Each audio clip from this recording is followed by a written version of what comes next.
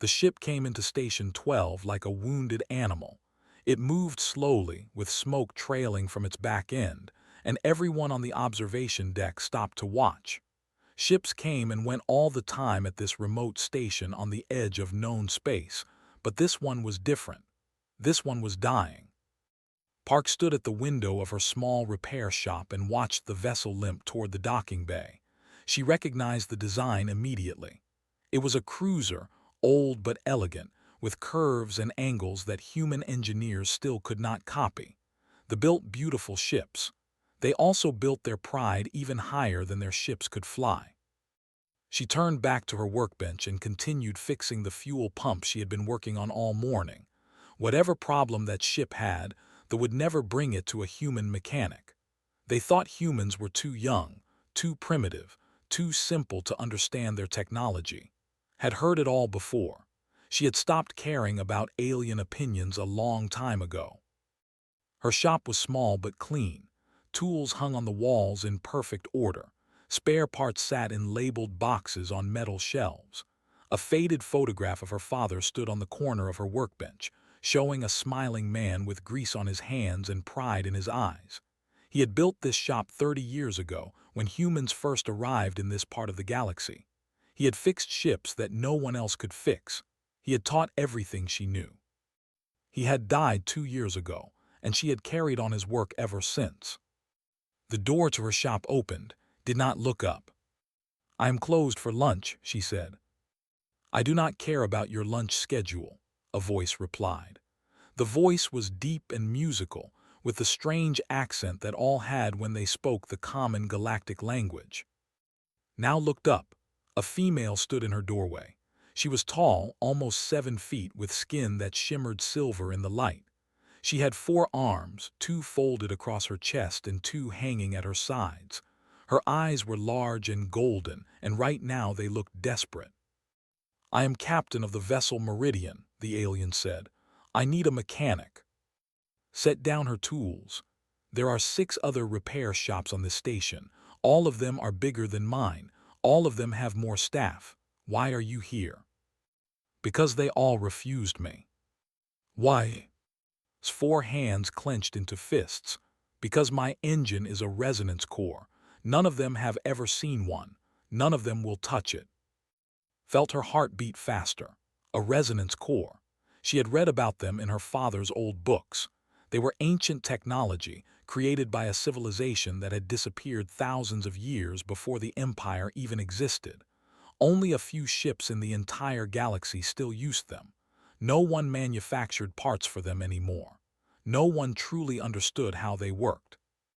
"And you think I can help you?" asked. "I am human. We have only been in space for 200 years. We are primitive, remember, simple, young." The insult landed exactly where it aimed it. Silver skin darkened with embarrassment.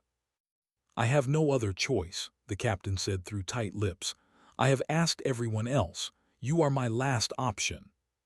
So you come to me with insults and desperation. Very attractive offer." Closed her eyes and took a deep breath. When she opened them again, some of the arrogance had faded.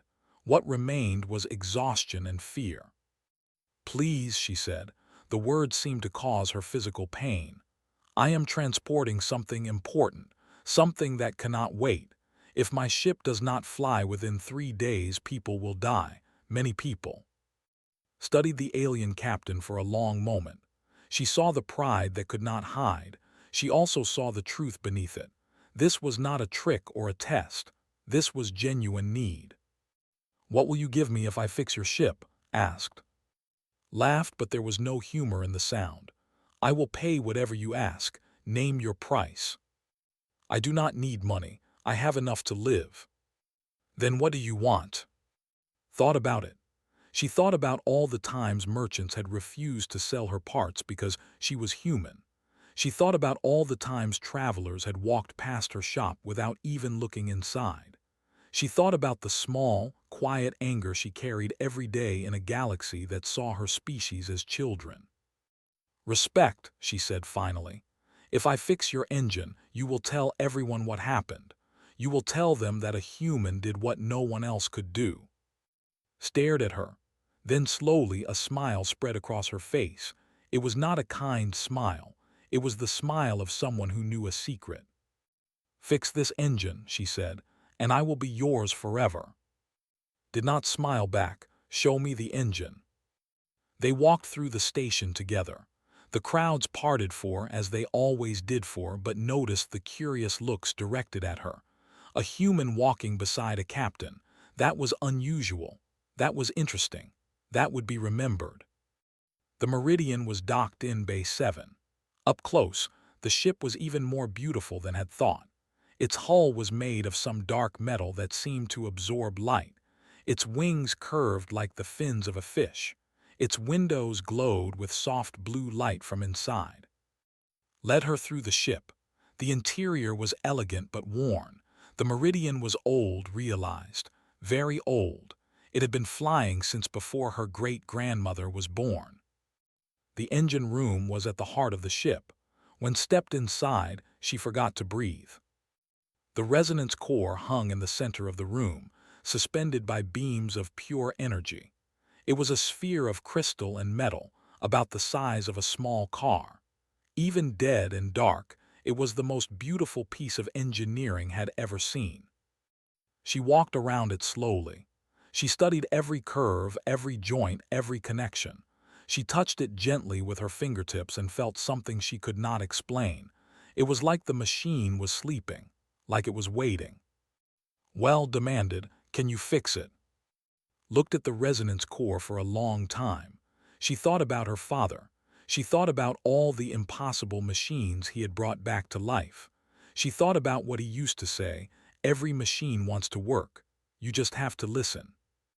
"I will need 3 days," she said. Laughed again. This time there was something like hope in the sound. "3 days," she agreed. "And then we will see if humans are really as clever as they think they are." Did not answer. She was already making plans in her head, already thinking about tools and parts and possibilities. She had 3 days to do something impossible. She could not wait to begin. Worked through the first night without sleeping. She had brought her tools to the Meridian, setting up a small workspace in the corner of the engine room. The resonance core hung before her like a dark jewel, silent and cold. She was determined to make it sing again. Her first task was understanding. Before she could fix anything, she had to learn how it worked. She spent hours studying the outer shell, tracing the lines of metal and crystal, following the paths of energy that connected different parts. Her father had taught her this method long ago. "Do not rush," he had said. "The machine will tell you its secrets if you are patient." By morning, she had learned 3 important things. First, the resonance core was more advanced than anything she had ever seen.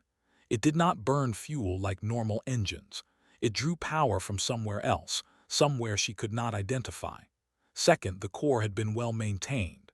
Someone had taken good care of this engine for a very long time. Third, and most troubling, the damage was not natural. It was not wear or age or accident. Someone had broken this engine on purpose. Sat back in her chair and looked at the pattern of damage.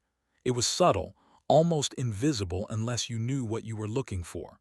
But she had spent her whole life looking at broken machines. She knew the difference between a part that failed and a part that was pushed to fail. This was sabotage. She decided to keep this information to herself for now. She did not know who to trust on this ship. She did not even know if she could trust. The door to the engine room opened.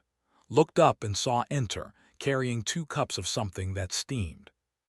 "You have been working all night," the captain said. "You must be tired." "I do not get tired when I am working." Offered her one of the cups. "It is a drink. It will give you energy." Took the cup and sniffed it. The smell was sweet and slightly bitter at the same time.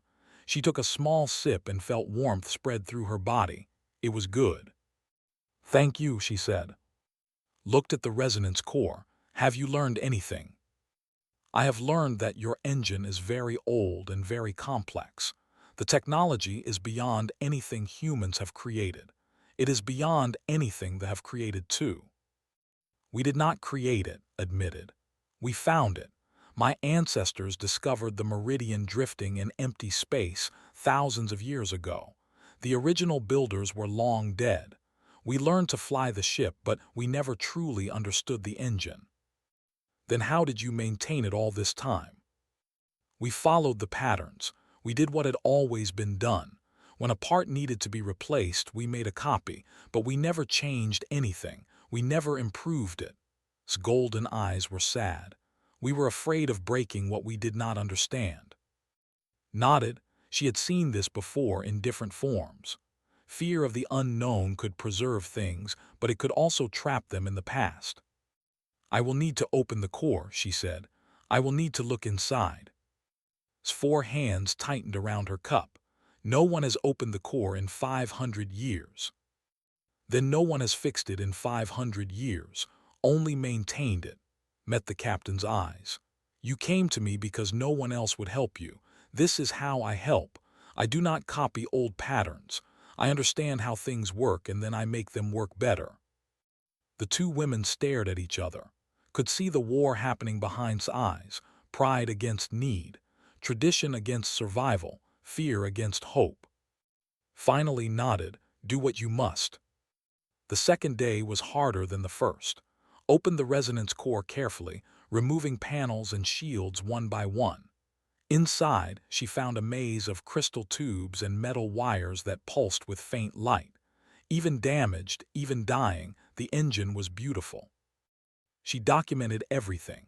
She took photographs. She made drawings. She wrote notes in the margins of the drawings, recording her thoughts and questions. The more she studied, the more she understood. The resonance core did not generate power. It collected power from somewhere outside normal space, a place she could not see or measure. The crystal tubes focused this power. The metal wires directed it. The whole system was like a musical instrument, turning invisible energy into motion. And someone had broken the instrument very carefully. They had damaged the crystal tubes in a pattern that looked like natural stress. They had cut the metal wires in places that seemed like weak points. It was clever work. It would fool anyone who did not look closely. But looked closely, she always did.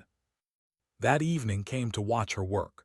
The captain had been visiting more often, staying longer each time. At first she had asked questions that sounded like tests. Can you really fix this?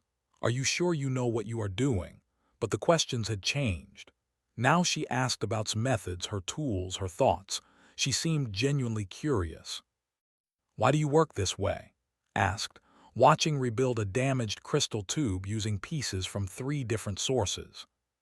What way? You combine things that were never meant to go together. You use tools for purposes they were not designed for. You do not follow any procedure I have ever seen. Smiled as she worked.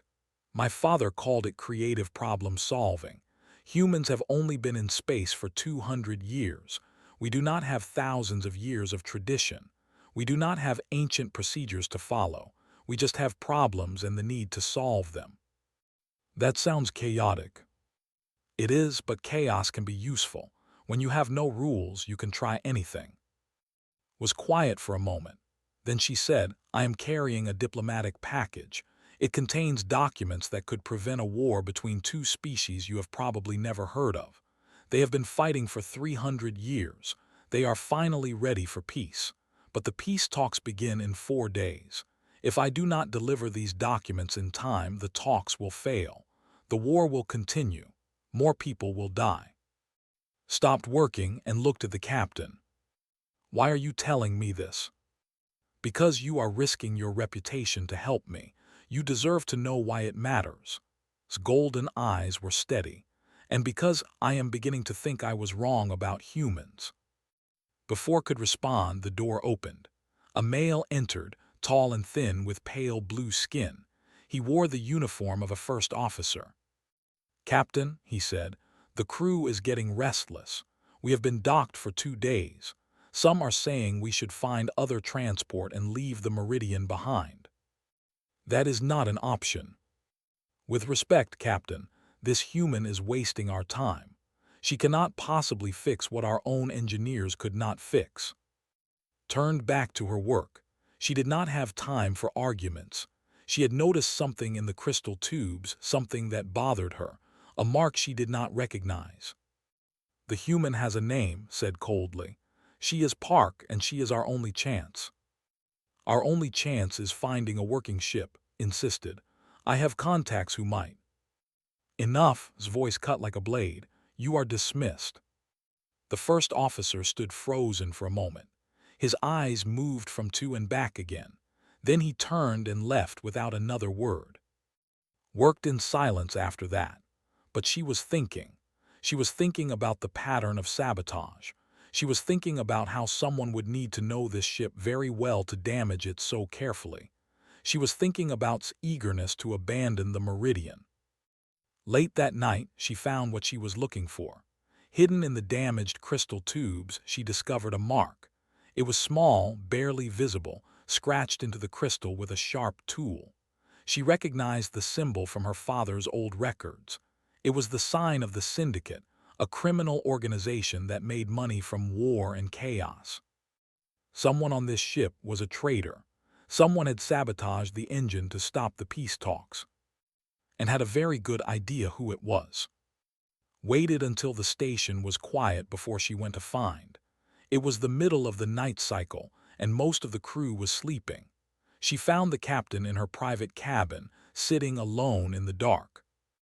"I need to tell you something," said from the doorway. Turned to look at her. The captain's golden eyes reflected the dim light from the hallway. She looked tired, more than tired, she looked afraid. "Come in," she said. Closed the door behind her. She stood in the darkness and told everything. She explained the pattern of damage, how it was too precise to be an accident. She described the hidden mark in the crystal tubes, the symbol of the Syndicate. She shared her theory about who might have done this. When she finished, sat very still. Her 4 hands were pressed flat against her knees. Her silver skin had gone pale. "Are you certain?" she asked. "I am certain about the sabotage. I am certain about the mark. The rest is my best guess." Spoke the name like a curse. "I have known him for 20 years. He served my mother before he served me. He is family." "Family can betray you. Sometimes family has the most reasons to betray you." Stood up suddenly and walked to the window. Outside, stars glittered in the endless black. She stared at them for a long time. "The Syndicate profits from war," she said quietly. "They sell weapons. They sell information. They sell mercenaries. Peace between thee and the would cost them billions. Of course they would try to stop it. And they would need someone inside your ship. Someone who knows the engine. Someone who could damage it without being detected." Was the one who suggested this route. He said it would be faster. He said the station would have supplies we needed. His voice was bitter. I believed him. Came to stand beside her at the window. "What will you do?" "Law is clear. Betrayal of a captain is punishable by death. Knows this. He accepted it when he joined my crew." "Will you kill him?" The question hung in the air between them. Watched its reflection in the window. The captain's face was hard, but there was pain beneath the hardness. "I do not know," admitted. "I do not know if I can." "Then do not decide yet. We have a bigger problem right now. The engine is still broken. If I am right about, he will try to stop the repair, or he will try to escape before we can confront him." "What do you suggest?" "Confront him now. Learn the truth. But do not punish him yet. Let him think he still has a chance. Let him believe he might survive this. People who have hope make mistakes. People who have nothing left to lose become dangerous." Turned to look at directly. Her golden eyes were searching, measuring. "You think like a soldier," she said. "I think like a survivor. Humans have been in this galaxy for 200 years. We survived because we learned to be careful." Nodded slowly. "Very well, we will do this your way." They found in his quarters. He was awake, sitting at his desk, staring at a screen that showed the engine room. He had been watching work.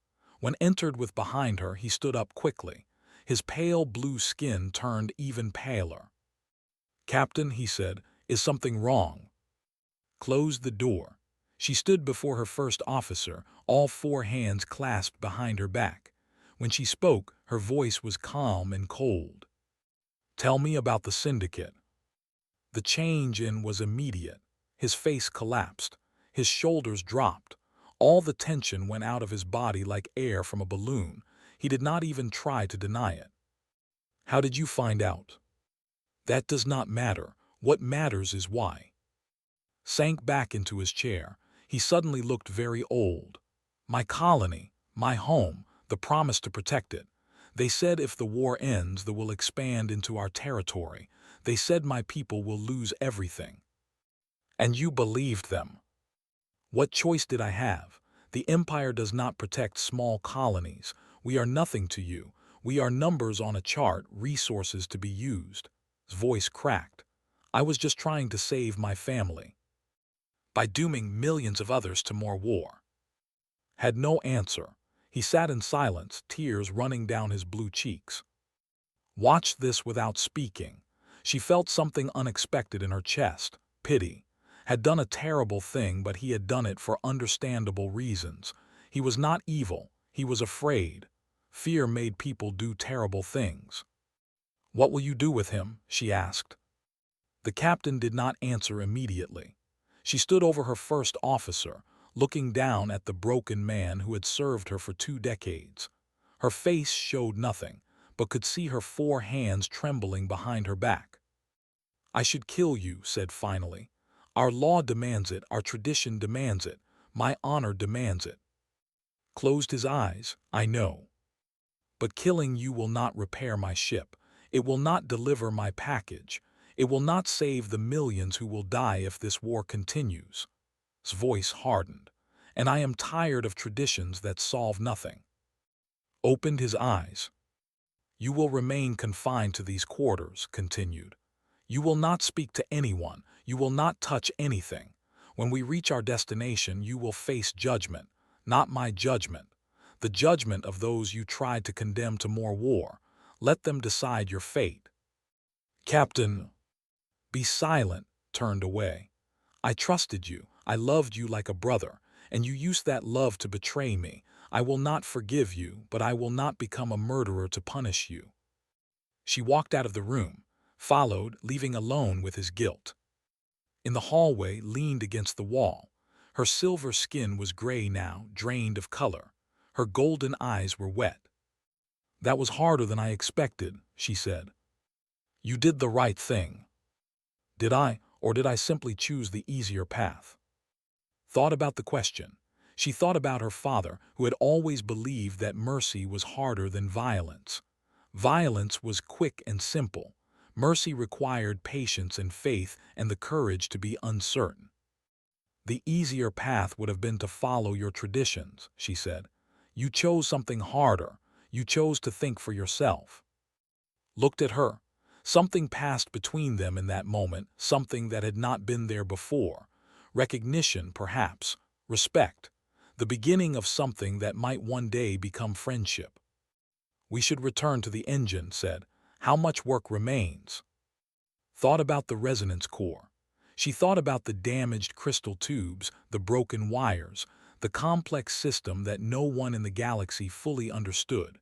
She had made progress, but the hardest part was still ahead. "I need one more component," she said. "A harmonic stabilizer. It focuses the energy flow through the crystal matrix." "Can we buy one?" "No, they do not exist anymore. The technology is too old. No one makes them." "Then how will you get one?" Smiled. It was not a happy smile. It was the smile of someone facing an impossible challenge and refusing to back down. "I will build one," she said, "from scratch in 12 hours. Stared at her. "Is that possible?" "I do not know, but I am going to try." She walked back toward the engine room, leaving standing alone in the hallway. She had work to do. She had a promise to keep. And she had less than half a day to do something that had never been done before. This was going to be interesting. Returned to her shop on the station and began gathering everything she would need. She pulled open drawers and boxes. She climbed shelves and dug through old containers. She collected pieces of metal, bits of crystal, wires of every thickness, tools that had belonged to her father and tools she had made herself. Was waiting for her when she arrived. He was a young man, barely 20 years old, with messy hair and eager eyes. He had been her apprentice for 2 years now, learning the same lessons her father had taught her. "I saw someone watching the ship," he said immediately. "A tall man with gray skin. He has been watching for hours. Syndicate. They are probably waiting to see if their sabotage worked." His eyes went wide. "Sabotage," explained quickly as she continued gathering supplies. She told him about the hidden mark, about the diplomatic mission, and the war that depended on one broken engine. Listened without interrupting. "What can I do to help?" he asked when she finished. "Stay here, watch the shop. If anyone from the comes looking for me, tell them nothing. If they threaten you, run. Do not try to be brave. Your life is worth more than this shop." "I can do that," he hesitated. "But can you really build a harmonic stabilizer from scratch? I have read about them. The tolerances are impossible. The materials have to be perfect." "The tolerances are difficult, not impossible, and the materials do not have to be perfect. They have to work together." She grabbed one last box from a high shelf. "That is the secret everyone forgets. A machine is not a collection of perfect parts. It is a system where every part supports every other part. If you understand the system, you can substitute, you can improvise, you can create." She left him standing in the shop and hurried back to the Meridian. The next 12 hours were the hardest of life. She worked without stopping, without eating, without sleeping. Her hands moved constantly, shaping metal, cutting crystal, connecting wires. Her mind raced ahead, solving problems before they appeared, adjusting plans as new challenges emerged. The hardest part was the crystal matrix. The original harmonic stabilizer had used a single perfect crystal, grown in zero gravity over hundreds of years. Did not have that. What she had was a collection of smaller crystals from 3 different sources. None of them were perfect. All of them had flaws. But flaws could be useful. Her father had taught her that. A crack in one place could redirect energy to another place. A weakness in one direction could become strength in a different direction. The key was understanding how the flaws worked together, turning limitations into advantages. She fused the crystals together using a technique she had invented herself, combining heat and pressure and precise timing. The result was ugly. It looked like something a child might make by accident. But when she tested it, the energy flowed exactly where she wanted it to flow. Came to watch her around midnight. The captain sat in the corner of the engine room, saying nothing, just watching. After a while, she spoke. "Why do you work so hard for people who do not respect you?" Did not look up from her work. "Who says I am working for people?" "You are not. I am working for the machine. The resonance core does not care that I am human. It does not think I am primitive or simple. It just needs to be fixed." She carefully aligned 2 pieces of metal and began welding them together. "And I am the one who can fix it. But you must want something, recognition, reward, something." Paused her work. She thought about the question. She thought about her father, who had spent his whole life fixing things that other people had given up on. He had never become rich. He had never become famous. But he had been happy. "I want to prove something," she said finally. "Not to you or your people, to myself. I want to prove that humans belong out here in the stars, that we are not just newcomers stumbling around in a galaxy we do not understand, that we have something to offer. And this is how you prove it, by fixing one engine. Every machine I fix is proof. Every problem I solve is proof. Every time someone says something is impossible and I do it anyway, that is proof." She resumed her work. "This engine is just one more piece of evidence." Was quiet for a long time. Then she stood and walked over to stand beside. "What can I do to help?" Looked up in surprise. No alien had ever offered to help her before. They hired her. They paid her. They watched her work, but they never joined her. "Hold this piece steady," she said. "Do not let it move." Took the piece in two of her four hands. Her grip was strong and stable. Continued her work. As the hours passed, they fell into a rhythm, gave instructions, followed them. They did not talk much, but the silence between them was comfortable. They were two people working toward the same goal, and that was enough.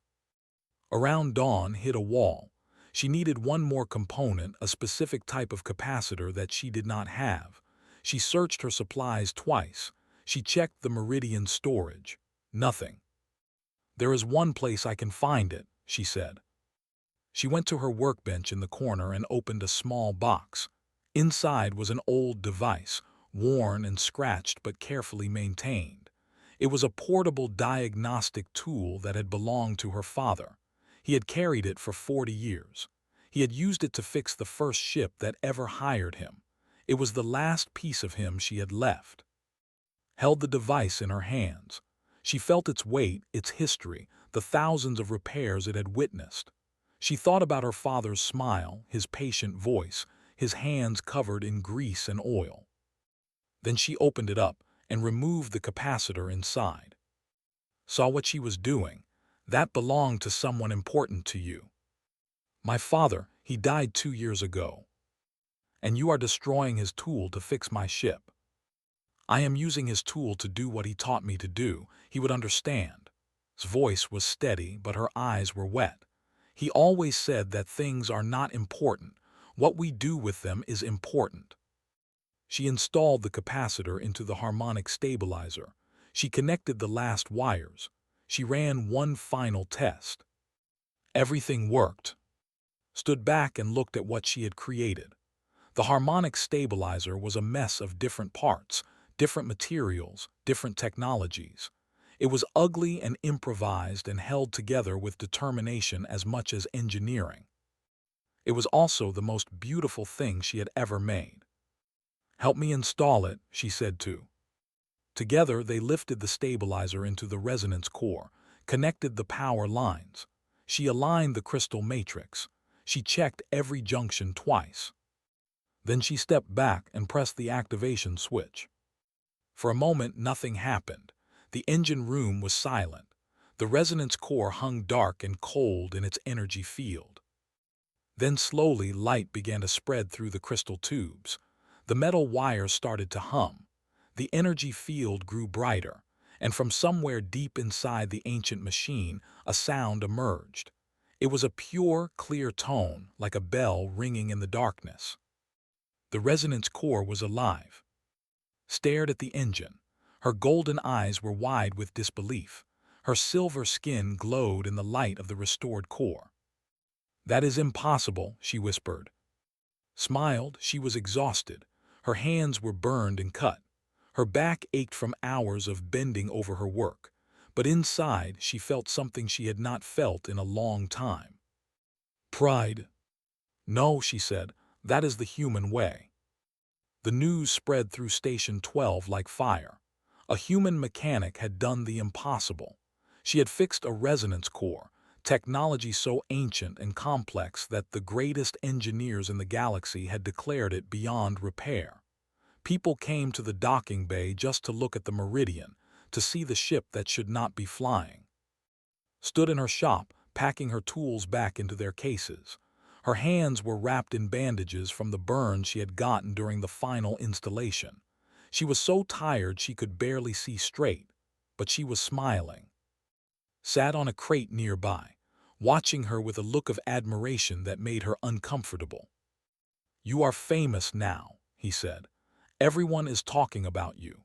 The merchant who never gave us the time of day just sent a message asking if you would consider working on his ship." "What did you tell him?" "I told him you were busy and expensive." Laughed. It felt good to laugh. The door to the shop opened. Walked in, her silver skin catching the light. She looked different than before. The arrogance was still there, but it had softened somehow. There was something else in her eyes now, something that might have been humility. "I need to speak with you," she said to, "alone." Stood up quickly. "I will go check on the supply shipment." He disappeared through the back door, leaving them alone. Walked around the small shop, looking at the tools on the walls, the parts on the shelves, the photograph of his father on the workbench. She picked up the photograph and studied it. "He looks kind," she said. He was. He was also stubborn and messy, and he snored so loud you could hear him through the walls. Took the photograph gently and set it back in its place. "I miss him every day. He would be proud of what you did." Maybe. He did not care much about pride. He just liked fixing things. Nodded slowly, then she turned to face directly. "I made you a promise," she said. "When you first agreed to help me, do you remember?" Remembered. "Fix this engine and I will be yours forever." She had thought it was a joke at the time, an arrogant dismissal from someone who did not believe a human could succeed. "I remember. Among my people such promises are sacred. We do not make them lightly, and we do not break them." His golden eyes were serious. "I owe you a debt that can never be repaid. My life, my ship, and my mission all belong to you now." "That is not what I wanted." "I know, but it is what I offered and you accepted. The words have power whether we intended them or not." Sat down on her workbench. She looked at this alien captain, this proud woman who had come to her as a last resort and stayed to become something else, something like a friend. "What exactly does this debt require?" she asked. "Many things. I could serve you directly, following your orders for the rest of my life. I could give you my ship and my crew. I could give you my name and my family's honor." Paused. "Or we could find another way." "What other way?" "We could serve together, as equals, as partners." Stared at her. "You want me to join your crew?" "I want you to be my chief engineer, not as a servant, not as a subordinate, as someone who stands beside me making decisions together." Smiled, and for the first time it was a genuine smile, warm and open. "I have spent my whole life surrounded by people who follow traditions because they are afraid to question them. You are different. You look at impossible things and find ways to make them possible. I want that on my ship." Thought about her life on the station. She thought about her small shop, her routine work, her comfortable existence. She thought about her father, who had dreamed of seeing the galaxy but had never left this place. She thought about the stars. "The diplomatic package," she said. "The peace talks, what happened?" "We delivered it in time. The talks began yesterday. Early reports say both sides are hopeful." Smile grew wider. "Because of you, millions of people may finally know peace." "Because of us." "Yes, because of us." Looked around her shop one more time. She looked at her father's photograph, at his kind eyes and grease-stained hands. She remembered what he had always told her about machines. They do not care who you are. They just need someone who can understand them. The galaxy was full of machines. It was full of problems that needed solving, mysteries that needed understanding, impossible things that needed to be made possible. "I have conditions," she said. "Name them." "Comes with me. He is my apprentice. He is not ready to run this shop alone." "Agreed." "I keep my own tools. I work my own way. You do not tell me how to fix things." "I would not dream of it." "And when we disagree, we talk about it. No pulling rank, no pride. We work it out together." Extended one of her 4 hands. "You have my word." Looked at the hand. Among humans, a handshake was a simple thing. It was something else entirely.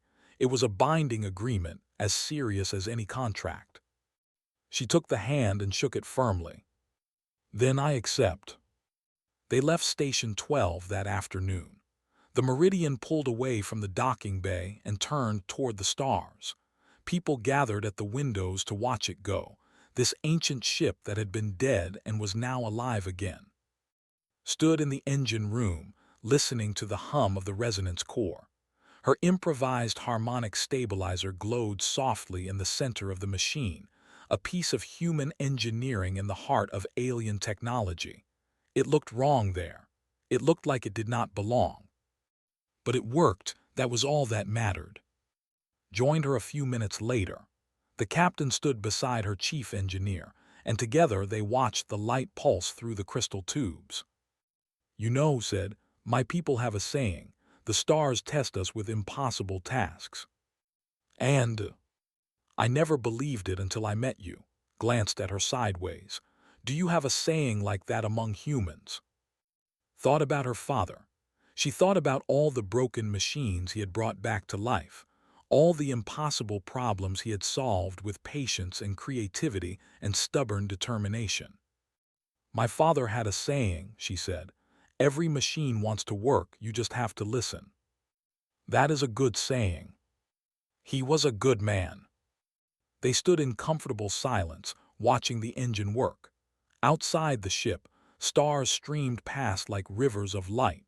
Ahead of them lay a galaxy full of wonders and dangers, mysteries and challenges. Had never felt more ready for anything in her life.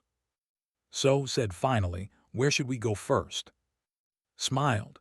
She thought about all the broken things in the galaxy, all the problems waiting to be solved, all the impossible tasks waiting to be completed. "Somewhere with interesting machines," she said. Laughed. It was a good sound, full of warmth and promise. "I think I know just the place." The Meridian flew on through the stars, carrying its unlikely crew toward whatever came next. In the engine room, the resonance core hummed its perfect song, kept alive by human hands and human stubbornness, and a promise that turned out to mean everything. Forever, it seemed, was just the beginning.